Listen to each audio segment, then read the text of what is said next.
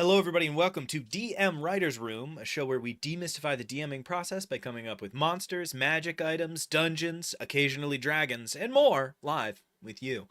The goal of the show, very simple. A lot of people give a lot of advice on how to DM, on how to prep, but rarely do they give real advice. They say nice sounding clips and tricks that sound cool in like a BuzzFeed article, and we just wanted to go through the experience of making things live. If you followed along with us, you have watched us do some real shenanigans. You barely missed us coming up with the world, gods, and species of a super duper high kind of retro fantasy, but also modernized into kind of a Gaslight era setting called Gaslight.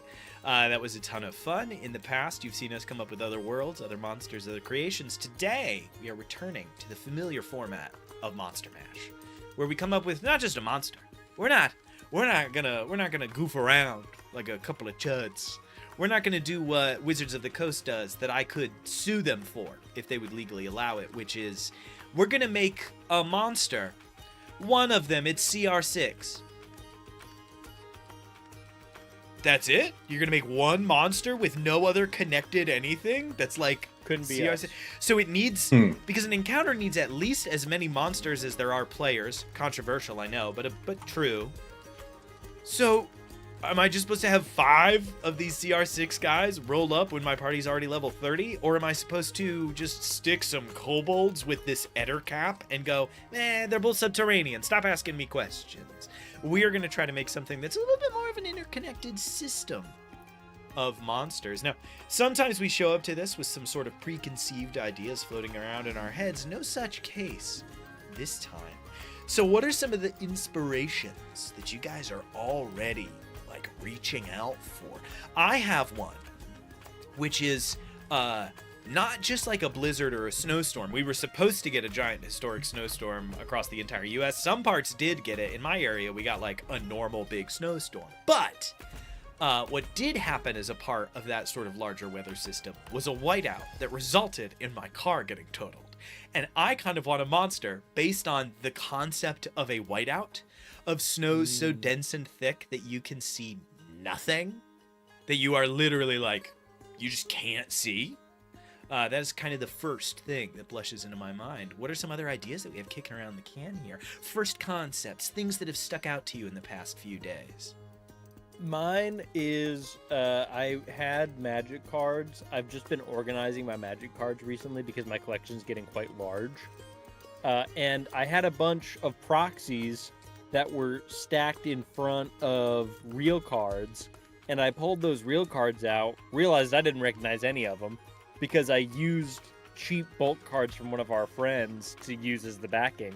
Smart. And the first thing I've got on that is this card here. It's Backup Agent, and it makes me think of like an assassin group that might be fun to stat out, because it's always like bandit captain and then bandit.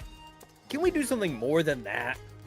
Can we maybe spice it up a little bit and have bandits or assassins or whatever that are maybe a little bit cooler, a little bit bulkier, more of like mini bosses than just schmoes that you encounter on the road? That's my pitch. A concept that we keep returning to, a concept that we endlessly return to, is the kind of setting system, is this thought where it's like, yeah, it's great that you have a bandit stat block.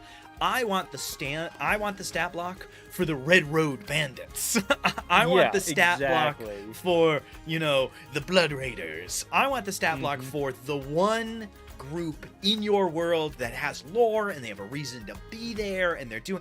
I'm sick and tired of flipping through D&D adventures by the company itself, by other people, and seeing them be like, it's Calrissius Cree, a man trained in the blade by the Blade Master Duranth. Bandit Captain in bold next to his name. And I'm like, so what's the point of having him be trained by the guy? It doesn't matter at all. He's just a Joe Schmo with a scimitar. Just a Every bandit. time. I want to make bandits but gooder. And is that a crime? Is that a I don't crime? think Is it a so. crime to want gooder bandits? Is it a crime to want gooder bandits? I don't think so. I don't think so. Let me see if I can grab it quick. Michael, do you have a thought? You don't need to. I It's do. not that structure. What do you rattling around? got? I'm going to look Yeah. for a magic card that gave me a similar experience. Spencer. So my mind's also in magic. But it's something that Spencer, you had talked about a little bit. About a certain type of deck that you want to make. I do That love being to talk. what? I do love to talk. Yes, yes. That's why we're here, because we all love talking. And we all love nerd Hey guys, say stuff. something? It's pretty fucking true. I hadn't thought of it that way. Hey man, that's not wrong. We enjoy talking. We enjoy nerd stuff, and then we're pretty knowledgeable on talking and nerd stuff. Mm-hmm.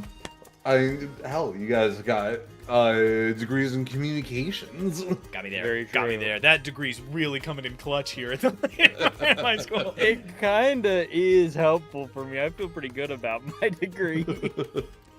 But yeah, my idea is stacking out. Oh, well, the deck you want to make is shapeshifters.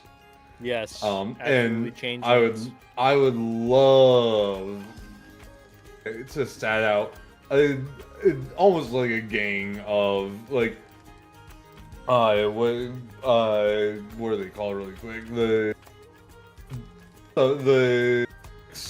a bunch of mimics from low tier to high tier into maybe like a shapeshifter that can shapeshift into certain monsters. Oh, I gotcha. I So sort of see. like we've done the changeling. It's done. It's frankly over with. We've done the mimic. They're everywhere. We've done the doppelganger. What about some other ones? What about a large one? What does that mean? Like, what does that thing turn into? I Mhm. see. I wanted to I say. love the Go idea ahead. mostly because what popped into my head is the idea of there being like a king mimic, because then that in my mind implies not a noble class but a breakdown that is in the terms of nobility. So there would be Mhm. like a king mimic, some sort of like lord mimic, a baron Viceroy mimic. viceroy mimic, and each of them does have a reason for being named that. That's very fun. That is fun. Oh yeah, kind of like they were named by some explorer who named them like King of Mimics. The card I'm talking about, which I've become fascinated with, I don't know how you would build a deck around this, is Witness Protection. It shows like a guy with a tentacle face with illusory masks floating around his head. I'm just going to read what this card does. It's an enchantment aura, 1 blue mana. Enchanted creature loses all abilities and is a green and white citizen creature with base power and toughness 1/1 named Legitimate Business Person. Yeah, I like the name. So I also own that card. I got that. I bought a whole bunch of cards from TCG, and some other like company that sells them just threw that card in randomly. Oh, is They it just got a an free extra? card. Yeah, it was just extra. I That's got interesting. that. Business Person is just so But it was funny. not what you described. I have a different version of that. Really? Oh, the Different art is different. Yeah, that's cool. Yeah. I just love the idea of casting a spell that's like, you're a guy now. I cast Day Job. And all of a sudden, Niz Mizzet is like flipping burgers. It's so funny. Yeah, I turn Imrakul the Aeon's Torn into a 1/1 legitimate business person. It's Yes, just too sir. powerful. Perfect. All right. Sauron. Burger flipper. Now the problem is to make Sauron flip burgers, you do have to kill one of your guys, one of your legendary guys. That's Worth it though to worth give it. Sauron a day job. He's awarded to shit. All right. So. I see Sauron behind a desk. Yeah, wow, that's tough. All right, so we're getting into it. We have Whiteout, we have Assassins with Spice, we have Changelings. I like Assassins with Spice a little bit better than my idea. Mine was very spur of the moment. I think the Changelings thing is interesting, and I specifically like the idea that this is a kind of family of creatures that was named by somebody else. Like they gave them those labels, I think is fun. So I'm a little bit leaning towards those two ideas. Do we want to roll odds or evens, or do either of you feel more strongly about the other person's idea? I have the die. All right. Do you want odds or evens? I'll be evens. A 2. Evens it is. All right. All right. So assassins and/or bandits Assassin. with spice. We're gonna just say we're not gonna make bandit, but with spear, bandit, but with bow. No. We're gonna say no. So number one, right? What are these guys? What law are they breaking? What thing are they doing? What makes them have evil in their alignment so that our players can feel normal about killing them, right? That's step one. What is the nefarious thing they do? Are they literally bandits? Are they, roving around on the roads robbing people? Are they assassins? Are they grifters? Are they stealing? Are they coercing? What do these guys do? I feel like our best way in is to make them assassins / bounty hunters. That's what they do. When they're bounty hunting, they just come out in force and they kill you, or they slip a poison to your drink. When they assassinate, they have to go into a party and do all those things. So they've got party members that are more equipped for one or the other. That way, as a DM, you can tie them in and be like, oh, there's a bounty on your head. These bounty hunters are coming to get you. So less bounty hunters in the sense that they go after bounties posted by the local magistrate, and more like they are assassins and also mercenaries.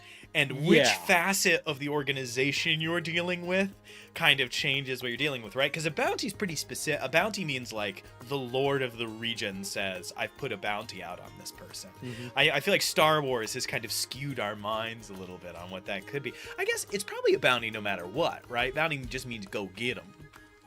Yeah, I was going to say... It's a bounty put out by, pissed off villagers that you ransack the town of. Some shit like that. So it's still assassins more than anything.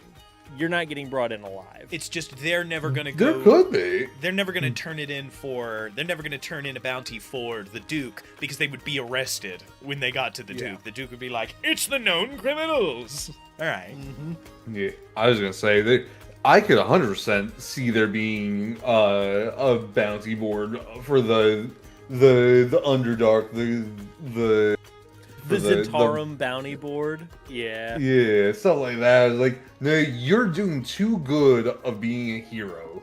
You have a lot of heat on your back from people you pissed off. The gang that you beat level 1, they said, I'm not strong enough to beat you. I'm paying these people to beat you now. Yeah, these are contract takers. However that comes out. The Zentarum says, hey, we're going to subcontract this, or they get hired by a disgruntled former employer, or whatever. It's just they might come into conflict with the party because the party is saving a target from them, or they've been sicked on the party themselves, so now they have to fight.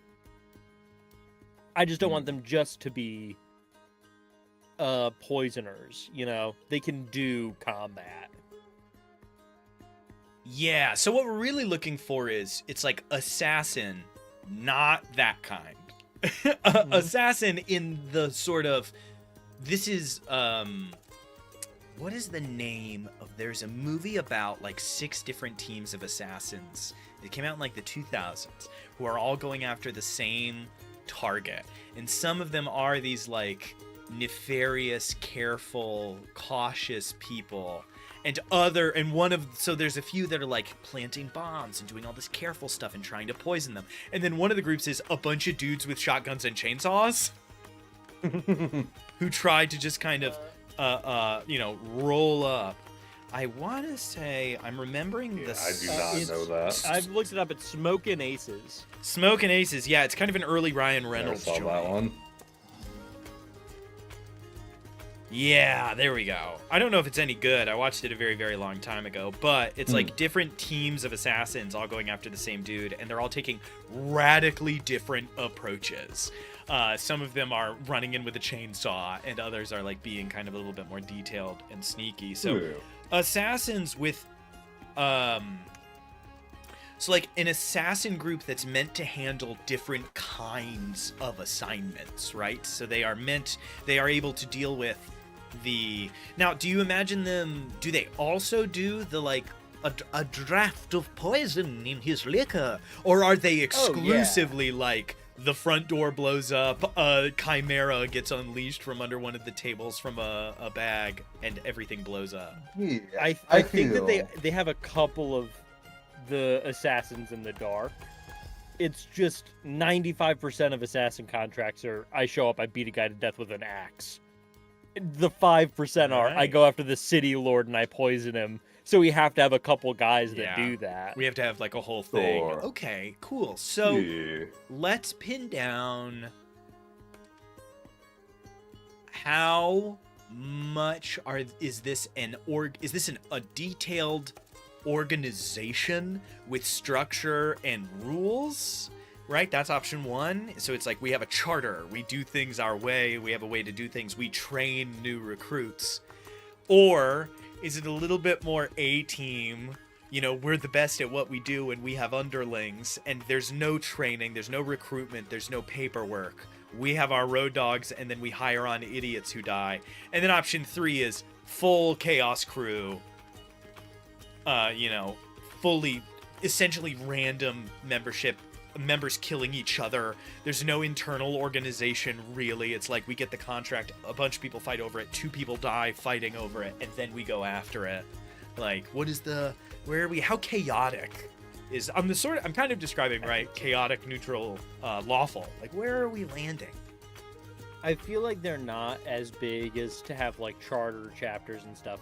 This is more, there's a gang that is very good at what they do, and what they do is assassinate people. So there's a hierarchy. It's semi-loose below the people that are in charge, but it's not, there's 16 syndicates of this group. And it's not, hey, Charles has to kill Frank before this job because Frank's too big of an asshole to handle the contract. I think it's between them. I think all 3 of those would make for really interesting builds. That we could. But, okay, so we're going with one where we imagine, so there is a core group that is kind of unchanging, right? There's a core group that have worked together countless times. Maybe they even started as a band of sort of evil adventurers, and they have come to know each other's skill set very much. There's, 4 to 6 of them, and each of them have their own little underlings, their own little clutch of hatchlings that do what they want. And that gives us an opportunity to be like, if they want somebody killed quiet and stealth, this is the guy that leads that, this is that. And then if somebody comes in with the big bounty, if somebody says, the Duke of Kenshire is going to be going through this town, I need him gone, he's going to be in an armored caravan, that is when the underlings don't show up. That core original group will intervene together and go, I guess we're going to do it.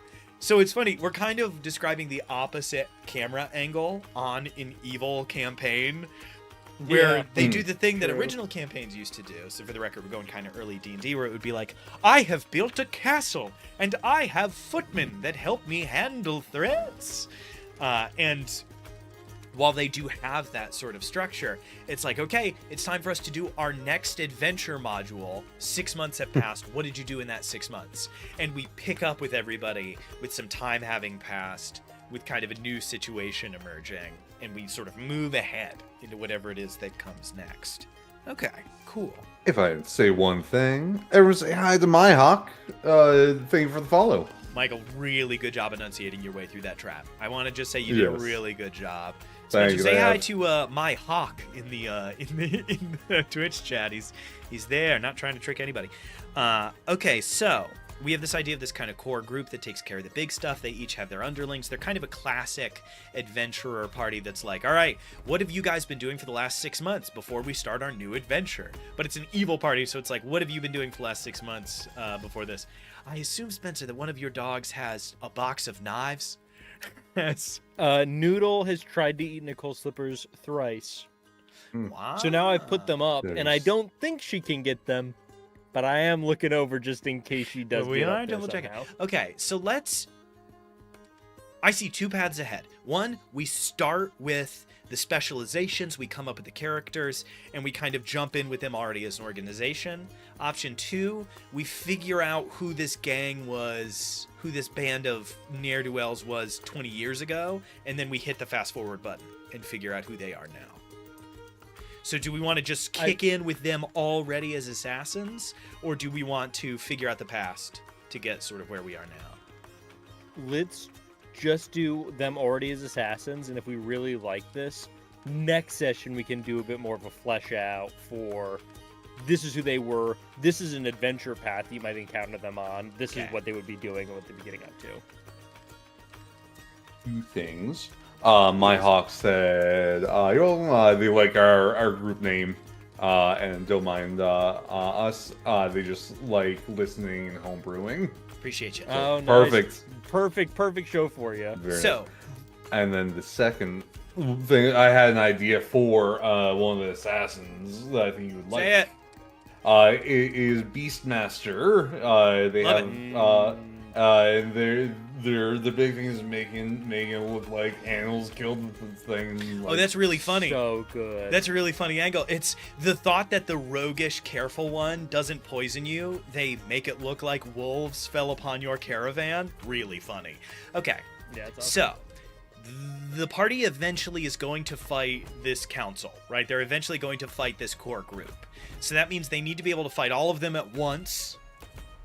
So we need to start there. The average adventuring party is 4 to 6 players. I've never seen that group of 6, but that is supposedly what it is, right? I see that group of 6 on, like, well-known shows. In my personal experience, it's a little closer to 3 to 5. So let's go with 5 then, right? Let's say that we have a band. We have a 5-man. We have the classic, right? We have the 5-man band. We have these 5 assassins, and they are assassins in the vocational sense, not in the aesthetic sense, right? They kill people for money illegally. They are not, midnight creepers. We have one of them figured out. It's a Beastmaster, right? It is this kind of Beastmaster character.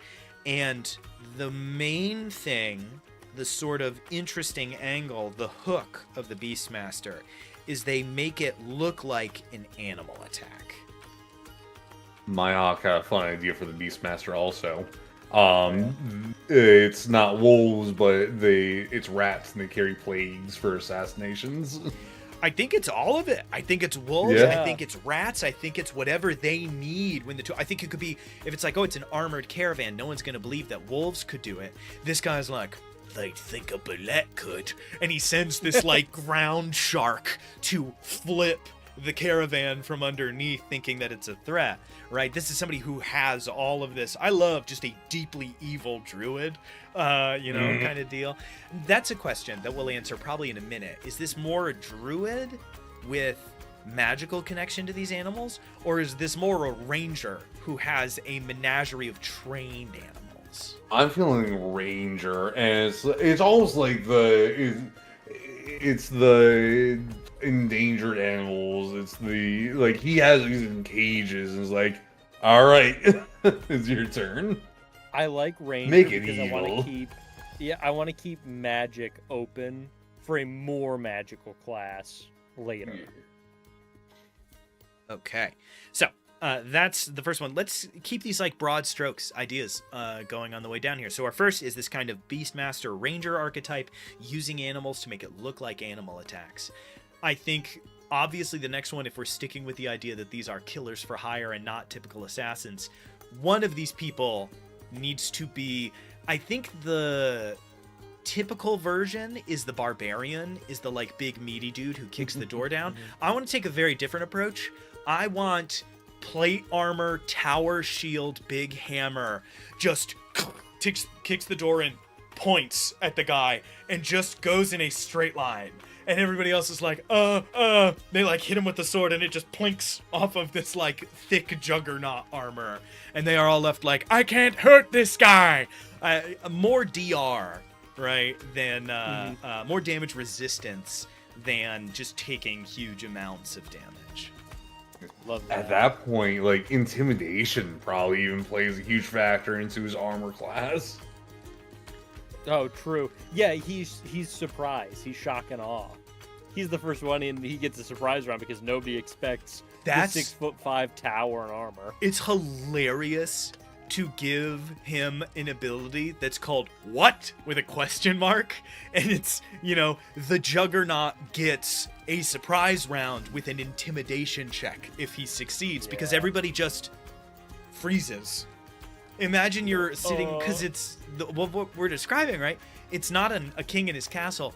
A bunch of dudes, like a guy is cleaning blood out from under his fingernails sitting around a campfire, and then all of a sudden a dude in plate armor just just Space Marine runs out of the woods, and you're all just like, am I hallucinating? Do you guys smell toast? As he's already halberd in hand, like leaping across the fire, I think is really strong. Juggernaut, intimidation. While you're writing, my hawk, except for the Beastmaster, would be fun, even if, like, add bugs in. Bugs is always a good one. Well, yeah, because Bugs is Rangers, interesting. they have, Rangers can use some magic. yeah, Yeah. if they can see through the eyes of the creatures that they've tamed, Yeah, you like definitely that's the need- way to get the bugs in for sure. Easily. I really like the idea of rolling intimidation to get a surprise round. That is so fun. I feel like what I like about abilities like that is when you do them with, hi, welcome to DM Writer's Room. It's a show where we demystify the DMing process. I'm always on the lookout for things like this that I think are really exciting and engaging. The idea of that little mechanical break where it's like we get a surprise round through intimidation. For a new player who doesn't know the system, it teaches them to do exciting and interesting things. And for a well-backed player with a background in the system, it questions the status quo. It says, like, there are other ways to approach. And I like that for both groups. That works. It offers something interesting in both cases. A lot of people lean into the crunch too much, and the next thing you know, they've kind of alienated their newer players, I feel like. All right, we've got 3 more slots left. Spencer's kind of itching for a magic guy. Yeah, I've got a magic guy, but before we get into the magic guy, I guess in a way I have 3. So I'm gonna pitch the first one. First one, there's gotta be a leader. There's gotta be the guy that shot calls, and that's typically like a battle master fighter. That could be like a mastermind rogue. I'm gonna tie 2 together and say mastermind rogue is the shot caller, and is also the one who does the really careful assassinations. This is the city lord needs to get put down. He goes in with a vial, poisons it, walks through the party, swaps cups. That's this guy. And he's in charge because he's the most careful one. He has the plans. Okay, I kind of like this guy. He's the cautious hand behind the group. He almost never is there. When you get out of contract, you're never speaking to him. That's kind of fun. I like characters like that to never appear and never be spoken to, because it lets you do the reveal of the guy at the masquerade party who you've been hanging out with is like, sorry, 1 second. And you watch him pop a little thing open and pour it into a drink, and you're like, Oh, wait. what? It's so fun.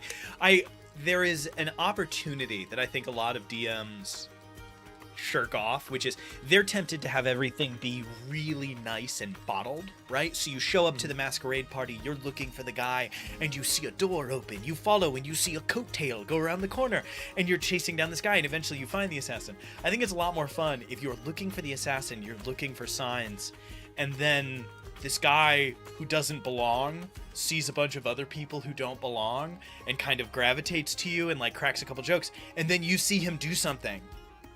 And he's like, well, between you and me, I'm here on business. And you're like, oh, fuck, it's him. Like, it's this guy. We thought it was that nefarious. It's this random man. I think it's fun sometimes to subvert expectations in that way. We don't have to stick with that. But so that's the idea. This is our hyper careful, actual, capital A, Assassin's Creed assassin. Mm-hmm. So... it's very funny what my hawk just said, because I wanted to bring up a bard as an idea, and they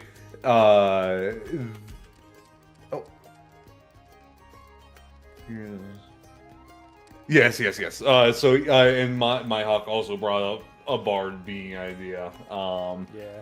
My idea, and also my said, I think the lieutenant in the second command would be a bard, and it's almost like a support assassin. He is there as a distraction. He's there to get everyone drunk, to let the mastermind do his work. The best way to keep a quiet person hidden is to have a loud person distracting everybody else. Yes. It's a foil. It's a classic foil for the second in command. It's also really fun to have players like rolling investigation checks and just say like, you have disadvantage, and have a player be like, why? And it just be like, you just feel something, and then the paladin uses divine sense, and it's like, you don't pick up on anything. The wizard casts detect magic, and the bard playing in the corner is glowing, and he's not casting like Song of Rest, he's casting Song of Distraction, and is making it harder for people to pay attention. I think is really interesting. And if you never roll anything, like if there's no wizard to do that cast, it's just, well, why? Party's too loud. People are just getting in your way. Like you obfuscate pretty easily with that.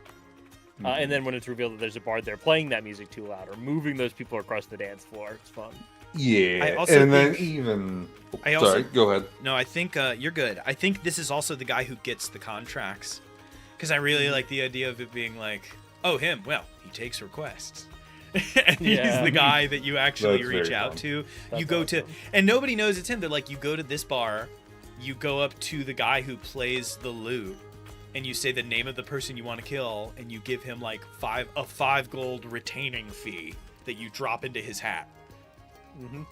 And you just assume like, oh, that guy is connected to that group. You don't think that guy's the second in command. Can I make a kind of silly, goofy pitch? Sure. Can I pitch that he has this bard because he's our support? He's our man who gets invited to the party. Can I pitch that he has a hat of holding? Oh, hell yeah. Like he has a hat, and so that's why he can put out the hat, and that's why you can drop 5 gold in, and it doesn't look suspicious that it's full of gold. It just vanishes. And the thought that, everything breaks out, and you all watch the bard's shoulders drop. He takes the hat off, reaches in, and pulls like a heavy crossbow out, and is like, "Damn it!" Like, he pulls out a barrel of gunpowder. Yeah, and you're like, whoa! It's really funny. He pulls out the armored knight. Wait, that's fucking funny. That's good. All right, so we have support caster, we have poisoner, we have juggernaut, we have beastmaster. We're missing our full caster. Michael, what were you going to say? Spencer, you said another idea. Let's go Michael first, then Spencer. Go. So Myhawk was saying, we always try and bring in what chat's saying. It said maybe the bard could be a changeling also. I think that for assassins, good. That way they can be in a different bar every time. They can look different every time. They can play a different. Bards can play like 9 instruments. They can play a different instrument every time. The thought that you run it, you're trying to track it down, and the rumor you hear is the bards in this town work for him. Where it's like, no, everybody knows that all of the bards here work for the Dark Hand. And you're like, all right. So you go around and you like interview the different bards, and you're like, who do you work for? And eventually at a certain point, you look at this tapestry, and if somebody passes like a DC 20 insight check, you go, you are watching the same person tell you 7 different stories. You have talked to the same guy 7 times. And the like high wisdom monk is like, we had him right there. They like shatter a glass on the floor. He was right in our hands. It's so good. Really funny. Okay, we need our full caster. We need our last guy. We've got warlock, we've got sorcerer, we've got wizard. I feel like warlock's kind of fun.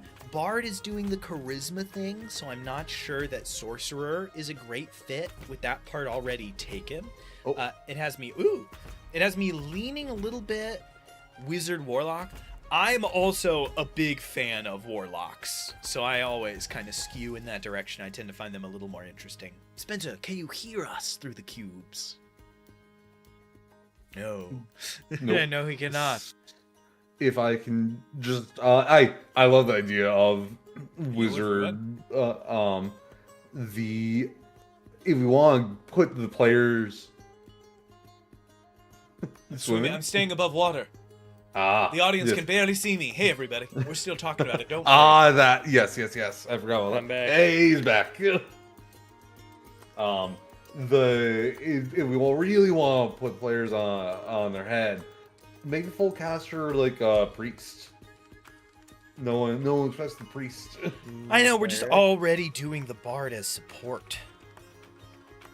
Oh, the priest could be damaged. If we're fully homebrewing what the priest can do, then yes, we can just say that they're like a cleric to an evil god. Cleric. Something like that is what we could do. But as far as like by the rules, somebody with a bunch of destructive magic, clerics are kind of out of the race a little bit. They've inflict True. wounds and a few other things. But maybe that's interesting. Maybe they don't have a full caster. Maybe they don't have that kind of archetypal role. Spencer, you said you had like 3 ideas. Was one of them for a full caster that you were excited about? It was very similar to the cleric pitch. It was a warlock who just pretends to be a cleric of whoever it is that's useful at the time. So they are like actually packed with a great old one. So they have a lot of magic that does a lot of stuff, and they just pretend that they're a holy person when in fact they're really not. And they just use that as a thing. Yeah, that's fun. My Hawk literally just typed the same thing. That's fine. Really? What's what I said? Yeah, they said a warlock, like celestial pack that prays as they kill. Great minds. I like the idea then. So this is like a warlock that can do evocation, but they're kind of dual split. They're evocation and illusion, right? Mhm. It's a lot of illusion, it's a lot of mental effects, it's a lot of making people see what they want them to see, and they can play the part of a priest of the Dawn Father, or a priest of Ilmater, or a priest of Lolth if they need to, right? They can sort of wear all of these different hats, quickly shifting roles.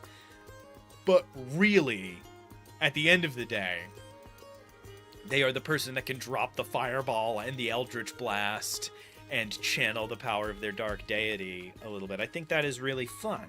So, 8:19, we're doing pretty good on time. We got 40 minutes on the clock left. So, we should try and crack into these individually and see if we can figure out a little bit more about what they do and a little bit more about who works beneath them. So we just went from the top of the list to the bottom. Let's start at the bottom of the list and go to the top, because I have the most questions about our warlock here, right?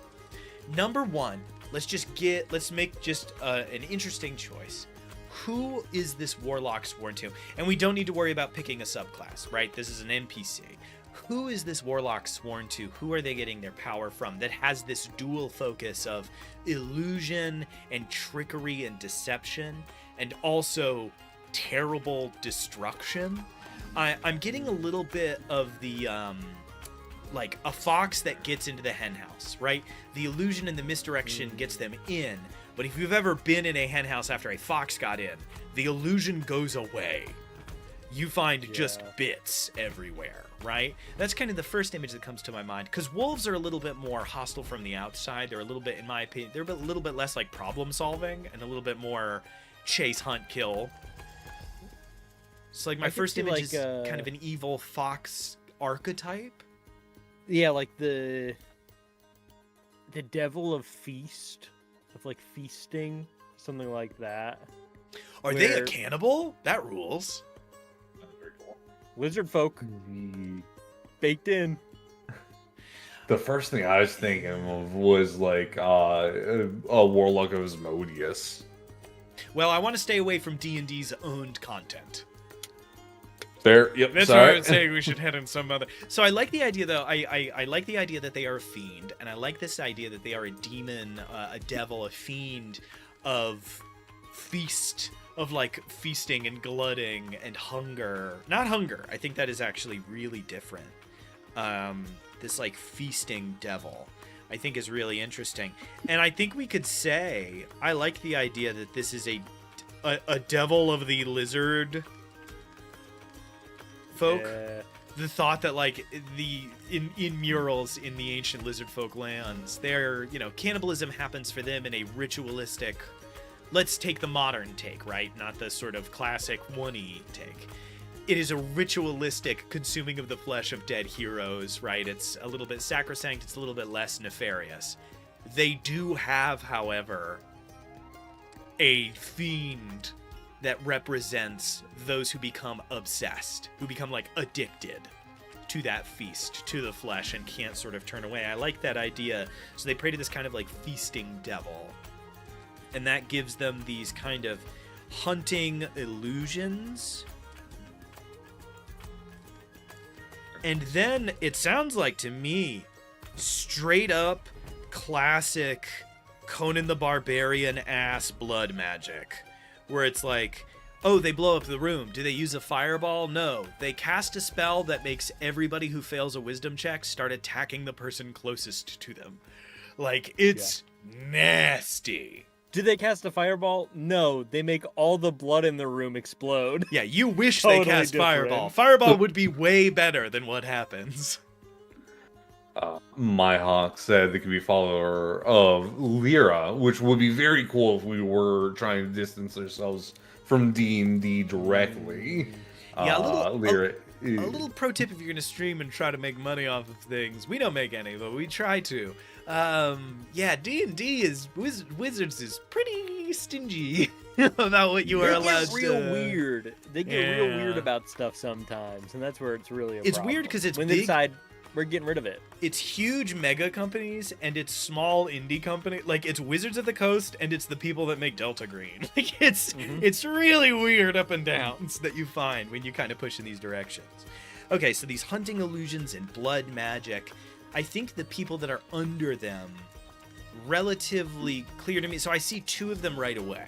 One of them is the kind of average, everyday, devoted cultist, right? This is somebody who in a time of need came to them for help, they got it, and now they are bought into the MLM that is this fiendish pact. And the other one I think is like a zombie, a ghoul, a vampire spawn, right? I think it's something that is a little bit more bestial, something that is gifted by their deity, right? As a servant. You know what I was thinking in a fairly similar vein, but a bit of a skew, was that in each town they go to fulfill their contracts, they find like a vagrant, somebody who is down on their luck and so bad that they aren't against doing something terrible as a favor to this guy, and he corrupts this person that's so down on their luck that they'll do these things deeper and deeper and deeper into evil, and then they leave him behind as a patsy if there's ever a reason to do so.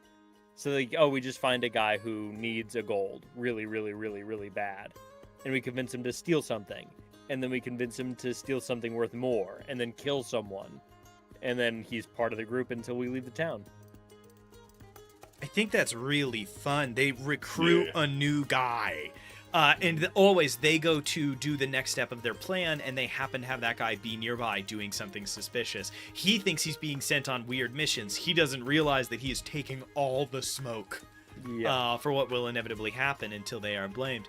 I think that's a really fun angle because it lets the party investigate and discover that it's like every single... Because in isolation, it looks fine. They're like, well, we know that these aren't unified events. We know that these aren't connected because like that we always catch the guy.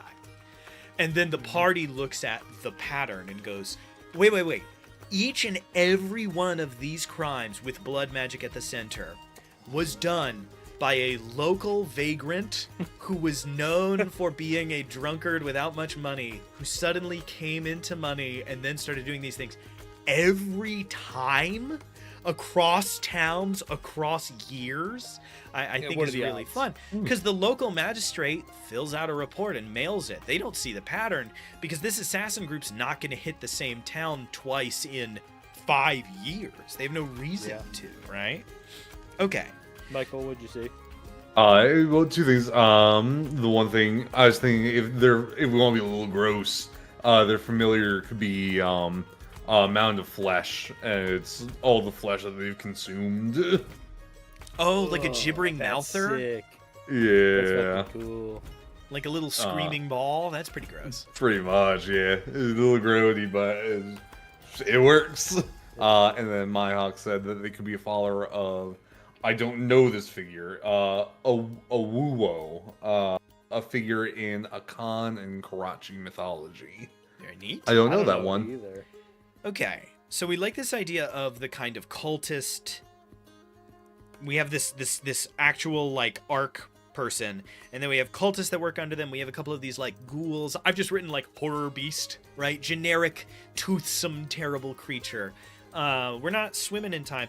What are some of the other beats here? Do we imagine the cultist? What's the CR nothing jabroni that works for this guy? Is it the ghoul beast, or is it the garden variety cultist, or is it some third thing? What's the like CR 1/4 guy that stabs you in the street because you snooped where you weren't supposed to snoop? I think garden variety cultist, because if you don't deal with the cultist in 8 sessions, the cultist comes back and is the new version of that guy that you did deal with. You know? Okay. You don't take out the entire group. He's gonna come and get you. Okay, so our cultist is our generic garden variety cultist is our kind of low CR, normal interaction, right? Our kind of hook character. Our ghoulish beast, is that a reward? If you are a cultist and you are faithful, are you made into a predator? I feel like it's something that In that it's case, just then an externalization what does that mean? So like it's an externalization of your worship. You are devouring this flesh, and in so doing, this like fist-sized gibbering mouther grows each time. And at a certain point, you have a creature that will do your bidding and kill stuff really well. So then, okay, I'm getting a mental picture here. There are not ghouls that serve these people. There is a cabal of not a cabal, a consortium of flesh-eating warlocks, and all of the flesh they eat together juices up and powers this fiend that is the Archmage's familiar. This, like, I'm thinking if we wanted to put it in D&D parlance, it's quite similar to a bone claw, right? These servants of evil that are made from liches that fuck up the ritual. I think that's awesome. So the highest CR thing that you can encounter is the Arch Warlock. Right below him is this horrible beast, right? Made of all, made of the flesh that's been taken. Can we call it sanctified flesh? Absolutely. I was about to pitch it as the taken flesh, and sanctified is right in that neighborhood, so I've got no problem there. We did get an answer on that god is an African god. Oh, Very cool. I see. So we I'm have not really up on African. No mythology, me neither. Yeah. So we have the sanctified flesh, this pretty high CR, real scary kind of assistant. We have these low CR cultists. Help me bridge the gap. I need like one more guy. If the cultist's job is to die, right? And it sounds like the party's not going to be encountering this assassin group until they're like level 10 or 12 anyways. Who's the in-between? So the cultist is like CR maybe 1 or 2. They have a couple of abilities. They can do a few scary things. They're really dangerous for a town guard. They aren't dangerous at all to you. You can fight like 7 of them, each with their own different powers and stuff. We would make a bunch of these. What's the next step? So if these are our beginner cultists and they have a magic dagger and they show up to the meetings, I want the guy who only has sharp teeth now, right? I want the dude who can see in the dark. I want the person that is being given gifts, that is now in communion, but isn't our big dog warlock at the top. I would make this straight up like a vampire clone. This is something that feasts. It's not Like a he will never CR4 equivalent. Yeah, he will never become the warlock priest that you're dealing with. This is the other avenue of power that this god gives. One is the magical route for those who are intelligent enough to follow it. The other is hunger. I think that's fine. It's the god being like, I do not see potential in you. It's this fiend being like, I do not see the potential in you. I've got a good way for them to word it. If you guys are into it, it's the warlock was hungry when he came to me. I need to give you the hunger. Like, the best I can do is give it to you. He was hungry when he first spoke my name. You don't meet the entry requirement for what he does. I think is really interesting. That's badass. What do we call these things? He hungered at our first meeting. Like walking hungers. Let's hit up a little. I mean, my first thought, if I'm thinking about powerful, immediately evocative words that have to do with hunger, a la thesaurus.com, the voracious. Right. Voracious works, the starved. Yeah. Yeah, the starved.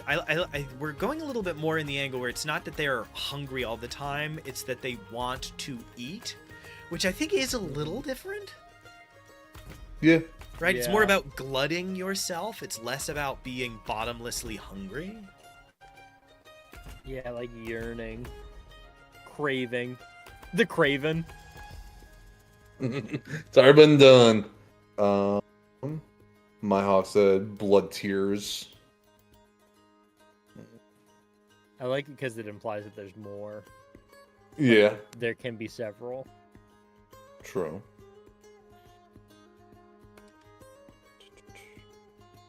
Yeah, I mean, I've got in my head. I've got the voracious, the Feastlings. maw, the hungered, the teeth. Them all. Feasters, feastlings. Fangs. Hey, The can I make a pitch? The warlock's title is the maw. These are his fangs. Yeah. Easy. I feel like we've done that before. Michael, I've got really We've done bad it news for you with- about all fiction. I've got really tragic news for you about all fiction. Yeah. We had a group that were called the Fangs, but that was like a criminal enterprise. Hey, listen, not Yeah. you can't run a show like this every week for several years and not Oh, occasionally 100%. go. Sorry, do you have an idea how many gods of hunger we've done? How many times we've done this cult? All right, It always works. It's always a winner. Yeah. so next up, our bard. I was curious, given what we described, this thought that this bard is a changeling and they are all of the bards that you interact with. Do they have minions? Or is the bard a solo act? I think the Bard is solo. Yeah. The Bard at most has a series of street urchin children that report to him. And that's like at most. Maybe a roadie who's just keeping a lookout. I And like even that that. guy's not really evil. I don't think you need to kill that guy. I like the idea that the cautious hand is unseen and the bard is seen all the time. You just don't know it's them. Yeah. So that means our bard is kind of our full-on spy. Has costumes and different looks and is a bunch of people in town. Like, they are the candlestick maker and they are the bards. They are kind of And all in a these real people. way, the Bard is the party to our leader. Like, he's his underling. He doesn't get Oh. underlings because that's him. Yeah. If we're going with the street urchins thing, my hawk said the bard has a secret identity as a kindly orphanage caretaker. Now, because I think they're roving, we can't give him that personality trait. But we can say he gives goodies out to kids. So the kids tell him when they see something happening. Oh yeah, the kids love him. He just plays in the street sometimes. And it gives more of a reason for a party not to think that he is part of this evil group. He's cool. He plays music at the bars. He's friendly with everybody. He helps kids out. Like, just seems like a good guy. He's also incredibly evil and loves money. I was about to say, not every DM and group could handle it, but it would be very fun for me to shoot that angle where the bard, when you corner him and are like, we know that you've been passing contracts on or whatever, because this is obviously the guy they're going to catch first. If the bard is like, I didn't know. They just told me to pass great. names. It's like, I was only ever told to pass names. That's all I ever did. And he has a deception of like plus 14. And he's Yeah, like, of all they course. ever told me to do was to pass names. I didn't even know what I was doing. I thought I was sending in like bookie reports and things about like who owed what money. And then the next time they encounter one of the other dudes, the bard is there, and they're like, we got tricked on You fucking son again of a by this bitch. bard. Like, yeah, this Yeah, is he the takes off and he reports it back. Like, Giving that's your it. character somebody to hate with a deep malevolence is one of the best DM tips I have, and this bard is a perfect avenue to have a guy talk his way out of bullshit 9 times, and every time the party be like, because I want the one guy in the party to be like, I fucking knew he was evil. How many times did I say we should just kill the fucking bard? And you guys are like, no, he seems nice. Yeah, exactly. All right, so next up is our assassin, capital A, the cautious hand, our poisoner, our misdirector, our leader, right? A careful and cautious soul. What's this dude's deal more immediately, and what are his underlings like?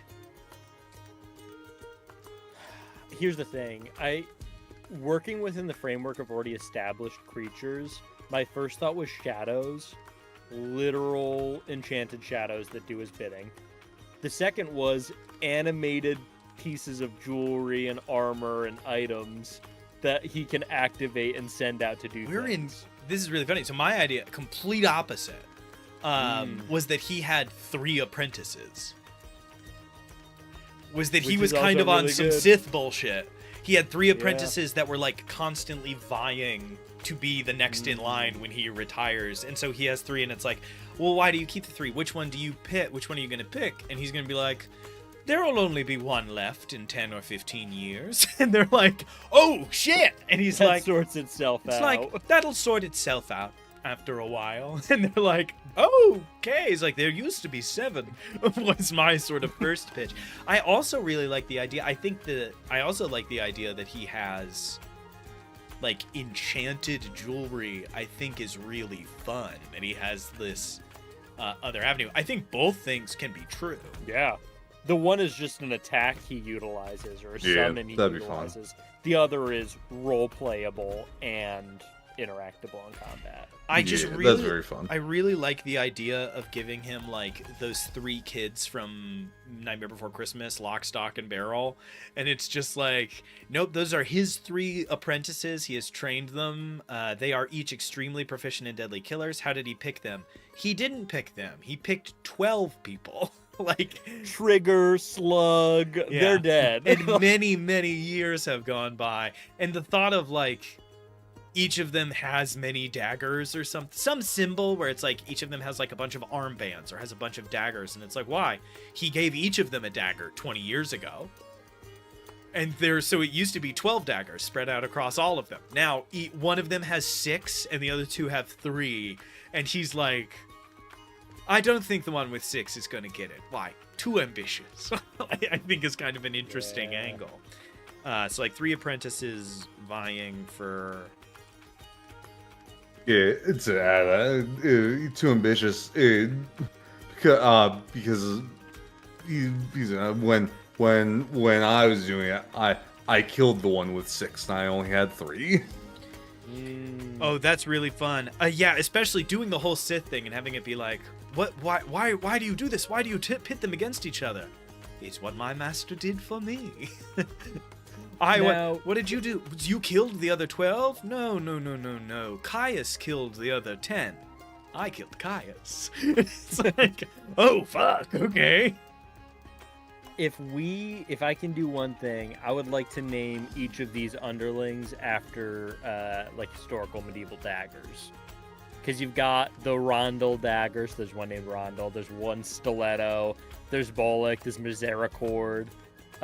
Cincadia. Rondel, Stiletto, and Misericord. We've got to be done, right? It's right there, right? I was thinking like, what was the Chris or Krisk? Oh, like a Chris knife? One's name's Chris. God, this is funny. Chris is already dead. Yeah, Chris died. Chris is done. I like that, and I like also. I think that we can have Rondel, Stiletto, and Misericord, and they can use like bow, dagger, and poison. Like they have their little preferences, and it gives us a fun avenue. One of my favorite things to do, 2 players. I don't get the chance to do it a lot because most players are very cautious around me because I do shit like this all the time. Fun fact: if you have an assassin sneak into their room at night, players take a -5 to their passive perception while they are sleeping, and any hit on an unconscious character is an auto crit. So you can just have a player wake up to a knife being buried in their chest. And I have done that Yeah. trick a lot. I have done that trick Yeah. many, many times. It's happened to Spencer's character. It happened to me a week ago. Yep. 2 weeks ago now. I live for that shit because it works every time. And it makes the players for the next 6 months be like, each of us take a 2-hour watch, alternating one additional time to make sure everyone gets optimal sleep. We go in pairs. We hang a string with a bell across the door. Yeah, you can sort of teach that a little bit. I like that. I think that's enough. I like the idea that he wouldn't want a huge consortium like the war. I think the warlock has like 10 or 15 dudes, and it's like, never. Why? They'll spill the beans. That's too many. I don't want that. Everyone will Too know many about our lips. hideout one day later. Like, I can't. Yeah, it's not worth it. All right, we got 18 minutes on the clock. We got 2 left to go. This is the one I'm the most curious about, which means maybe we should save it for last, but it's too late now. What the hell is the Juggernaut's crew like? Squires. We got a squire, baby. Easy money. That's number 1. There's a squire there. He's So- also a super trained swordsman, by the way. He's just not decked out in 18 trillion pounds of armor. How does this guy have a squire, though? Like, he's not a real knight. Who's to say? He could be a real knight from another kingdom, who's now a la the wandering samurai going here because his fiefdom fell apart or whatever. This is kind of fun. Can I say something? It's a little bit of the... I'm going to take a real weird angle on this one. Okay. Because I like an evil character with some line of compassion and empathy. Not enough to make us doubt what needs to be done. Specifically, what I'm thinking of is... Did either of you guys watch or read, like, original Naruto? I watched most of Naruto. I Do watched you remember, these, like, John. the first bad guy, Zabuza? Oh yeah, he was badass as hell. I That think fight took that's so long. Also, I think by the that's way. this guy. I think that's our angle on the squire, where it's like, I am his squire, and you're like, wait, to what lord? And he's like, I am sworn. The thought that like this fucked up dude saved a kid, and that kid has grown up to be an amoral monster because he is being Yeah. raised by this insane knight, and it's like, I have trained him well, and you're like, oh, okay. Yeah. All right, Spence, I'm bought in. So one of the Juggernaut's underling, does the Juggernaut only have a squire? And once you kill the squire, the gloves are off? Or is there kind of an attached, are there bannermen and like a whole little cult of personality around this guy? Probably has a horse. I'd give him that. I feel like a bannerman would be too much. I think that would be... There'd be too many questions of those bannermen to be like, hey, why aren't we just refounding our fiefdom? Why are we doing I want to be super this, clear. though? When I say bannermen, I mean a loose group of cutthroats and brigands that this dude... I think that this man self-styles as a knight, and this is my squire who I saved in the field. And we see him, like, burning a town down, picking someone up by their hair and cutting their head off, and then picking up a child and being like, you are mine now. I have saved you. Saved me from what? From being unimportant. And puts them on the back of the horse, and it's like, oh, I've saved you from obscurity. It's like, okay. I think, yes. When he goes into towns, if he finds like a murderer, people in bar fights, he'll bring them in. And then over time, whoever sticks around. And they're just fighters. They're just people who break windows, snap bones, and stab people. I like the idea that you go to one of these towns, right? You're trying to chase these guys down. That's what I'm imagining, is you are told to go deal with them, or they kill someone you know and you're chasing them down. And you're following the path of this guy and his bannerman. And you arrive in a town, you get there, and the local barrister is like... You see that, like, they have a paddock set up to hang somebody, but like there's nobody, and you see the barrister taking it down, and the party goes up and talks to him, and he's like, well, there was supposed to be a hanging, but a knight from the Lord came through and said he'd been pardoned for service.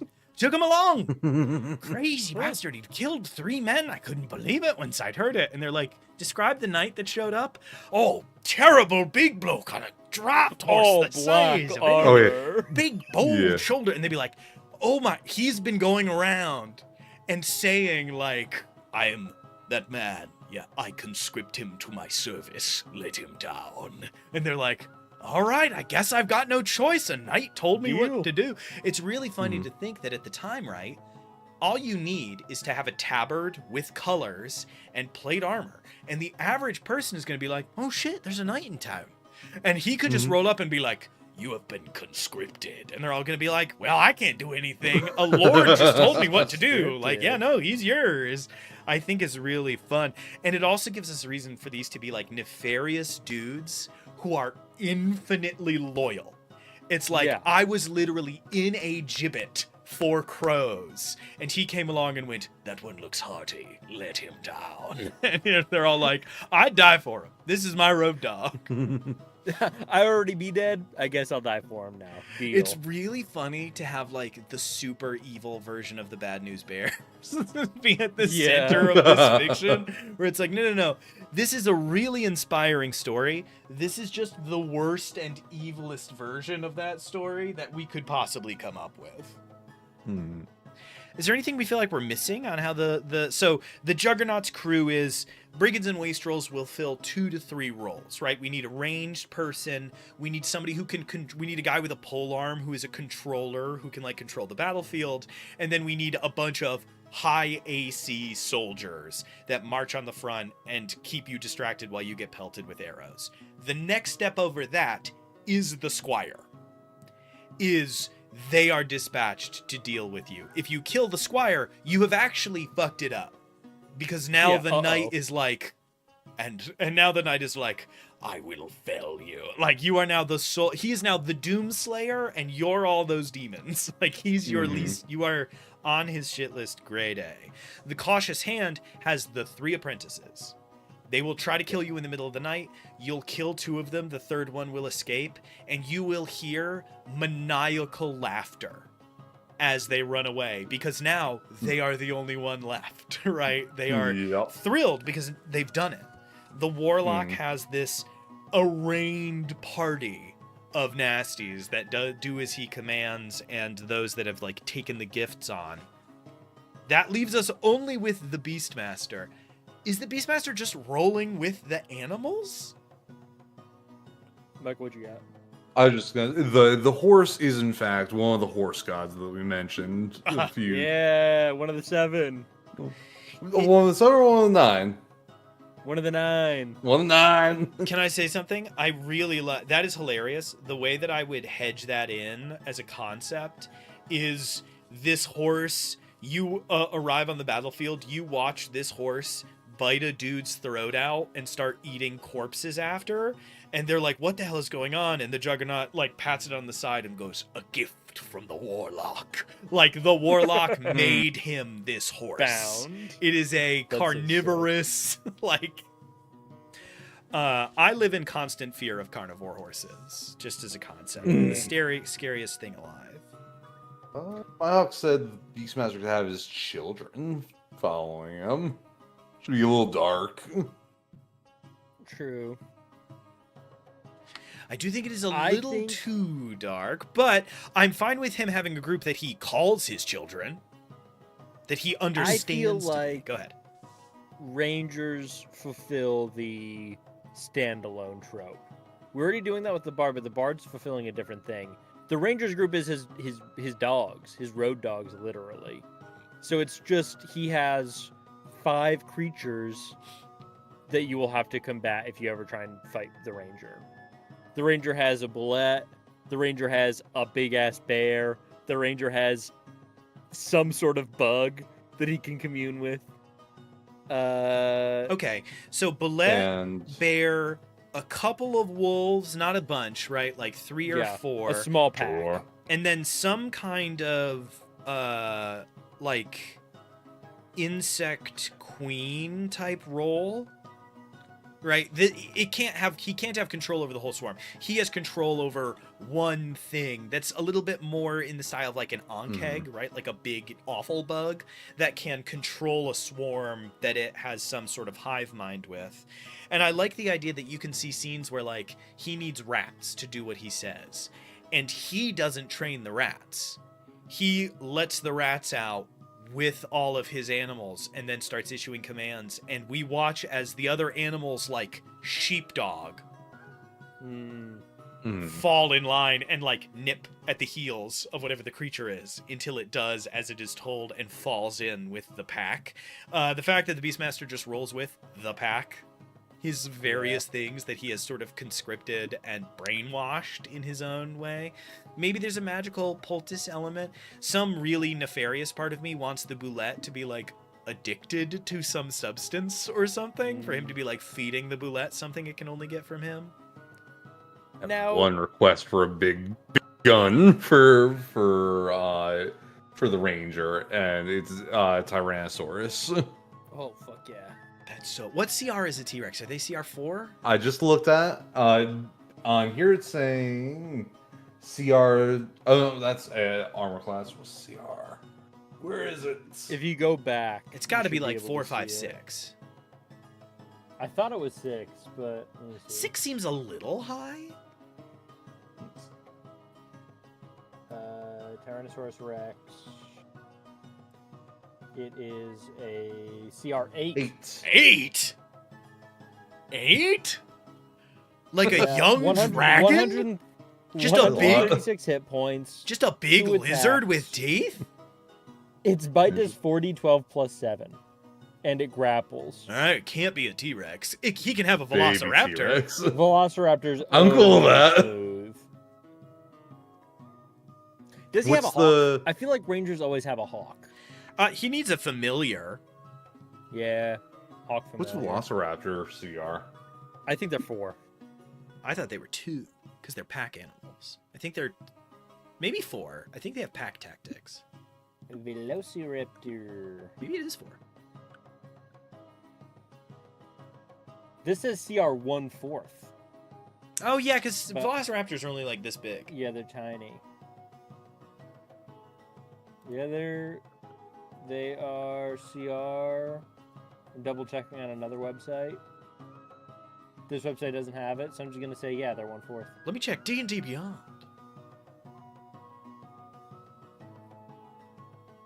I'm actually Oh, really. see, the 5ESRD says 2, and that sounds more realistic.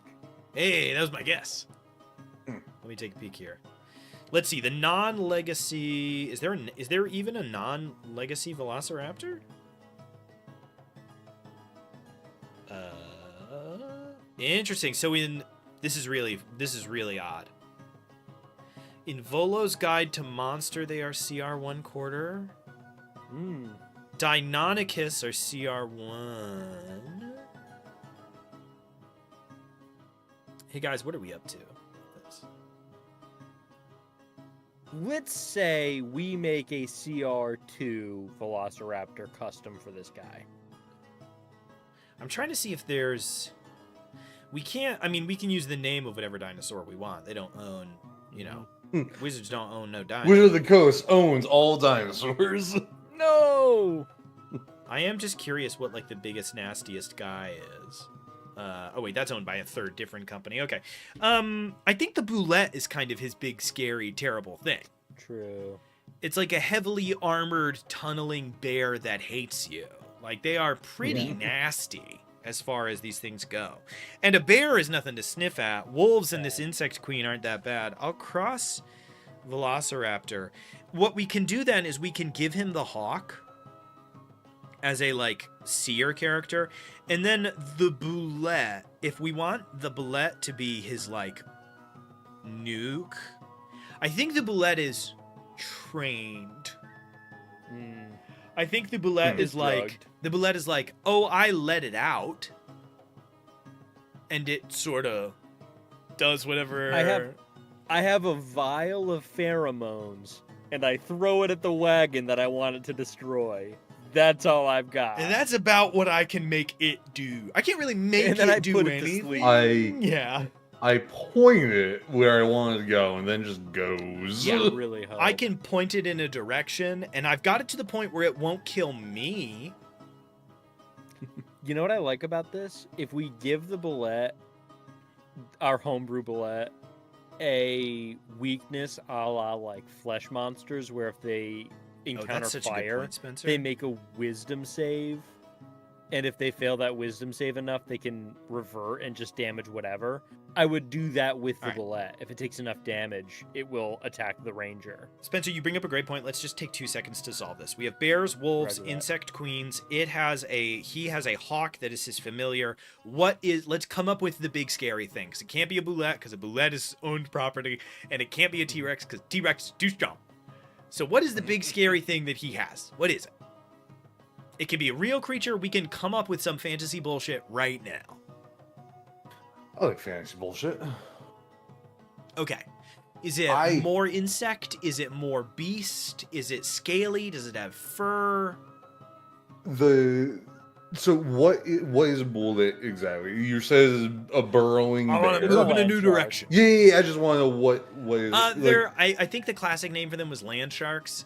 They are heavily armored tunneling creatures that live in the Underdark, so they're pretty like high AC, tanky, smash and go creatures. The thing that makes them, but I don't think they have like a lot of attacks per round, so that's sort of the avenue for them not being a TPK machine. Cool. Okay. There's a dinosaur. I want to keep it in the dinosaur vein. It's called a sin raptor, which I love because it has the word sin in it. Is it and that's SIN cool as fuck. Raptor? Yeah, but there's no hyphen. It's just sin raptor. Yeah, it's cooler without the hyphen. Small. Yeah, right. It's medium-sized. And by medium-sized, I do mean quite large. It's 9.5 feet tall. So it's like an in-between between a velociraptor and a T-Rex. It's like a smaller T-Rex, and I'm sure nobody owns it. There's that. That's because it's a real thing. Exactly. That's how I'm so sure. It is a late Jurassic period carnivorous theropod discovered in China. It has a large skull, disastrously sharp teeth, and is related to the Allosaurus. It's a little T-Rex. It's not actually a raptor, but it looked so much like one that when they named them, they went like, Sinraptor. Sinraptor. This thing is huge. I'm looking at a picture of it next to a dude. All right, Sinraptor it is. So yeah, this dude went to the far continent and brought this thing back, and it's like, and so you see them trundling down the road, you hear reports that it's like, and then the Beastmaster who travels with this like this wagon that is like like constantly. He's throwing whole chickens in. Perfect. I was just gonna say I have one other option for the dinosaur, and it's the Therizinosaur. Not as evocative as Sinraptor, but you can No, make your it's not. pitch. It has Freddy claws. It has Freddy Krueger hands. Yeah, it does. And a long neck.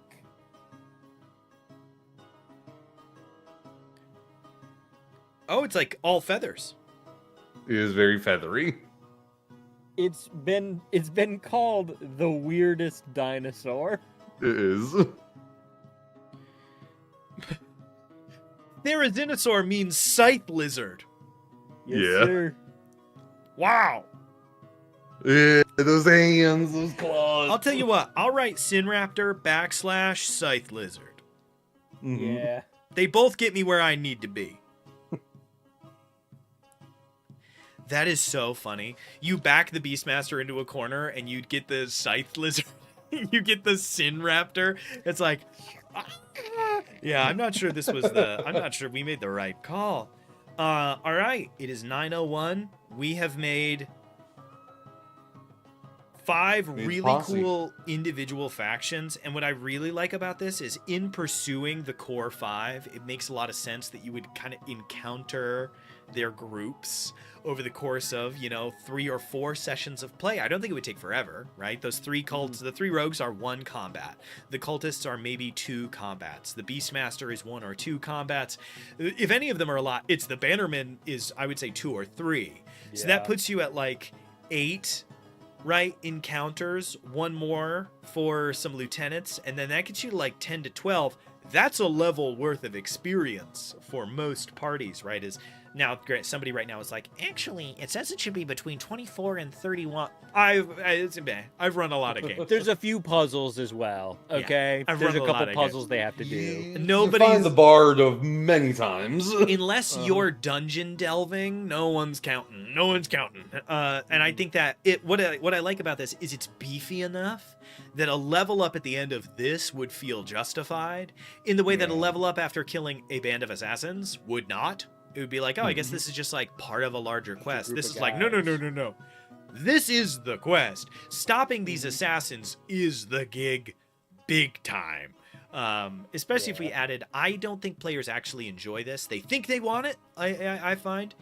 The version of this that you would find online would be like, keep them from killing the Lord. And there's a guy you actually have to keep alive. I don't recommend that. Have the guy already be dead. Like, please, by all means. Like, Solve the mystery. It's not...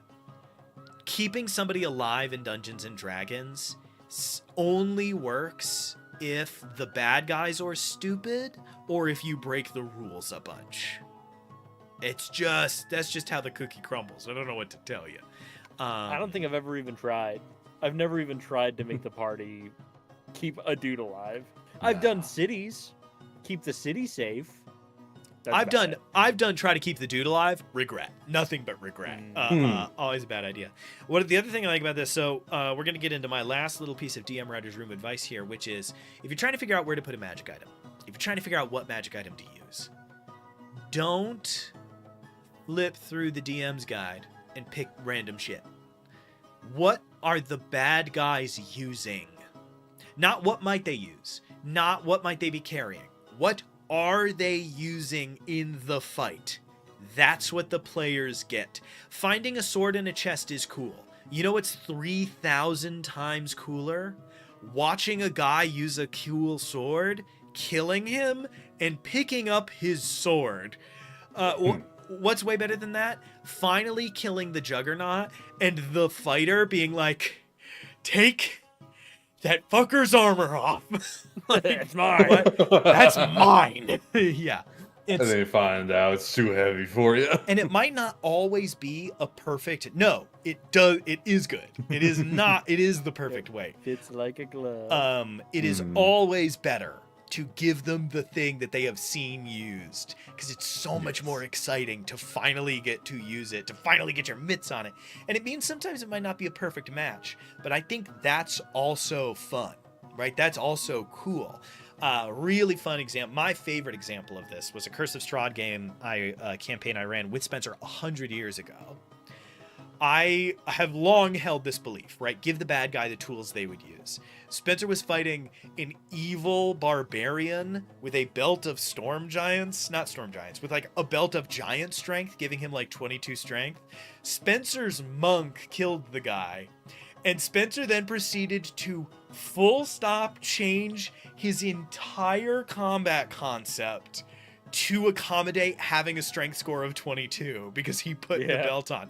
The party had a paladin, and Spencer went, no, my kill. Strapped the belt on and proceeded to like fully optimize so that every punch was doing like 94 damage. I had a meteor hammer. Yeah. It was so sick.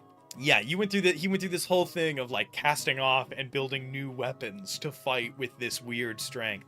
I really recommend it. It's a blast to let them sort of take these weird, exciting swings. And as a DM, it gives you the chance to make some fucking magic items. It's hard to break a magic item without everybody knows when you're like, it's a +3 sword that you know that you're screwing up. Pump the brakes a little bit, right? It gets to do something cool once a day. It gets to do something neat, but not necessarily cool a couple times a day, and it boosts a stat or does something fun. You're going to have the time of your life. All right? Thank you all so much for watching. Really excited for you to catch us on the next one. I have no idea what we will be doing. Maybe we'll return to these guys. I'm not sure. I think this is kind of a good button. I think that we sort of figured this one out. This is a good...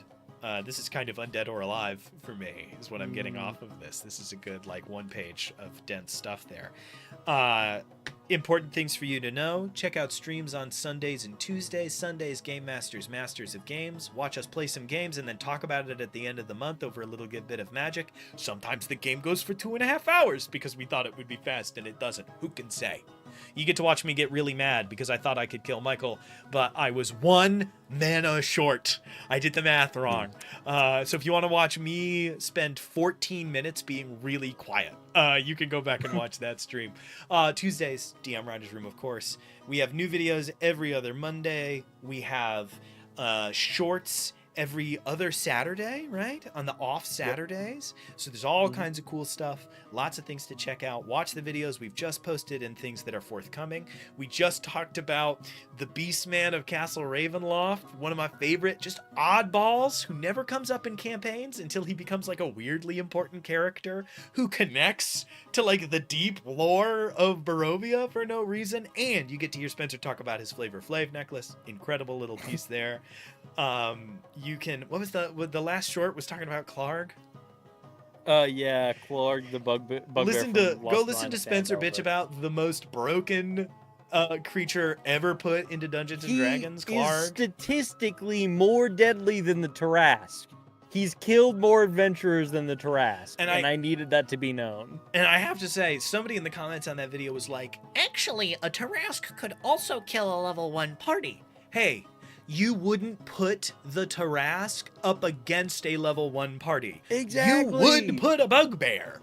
Clarg is built for level 1 parties, and he's dishing out fucking 18 damage. Yeah. It makes no sense. It makes no sense. How many level 20 adventurers are killed by the Tarrasque, right? We have to think about it kind of like per capita. I think that's a good video, just because, like, I had never thought about how deadly Clarg is.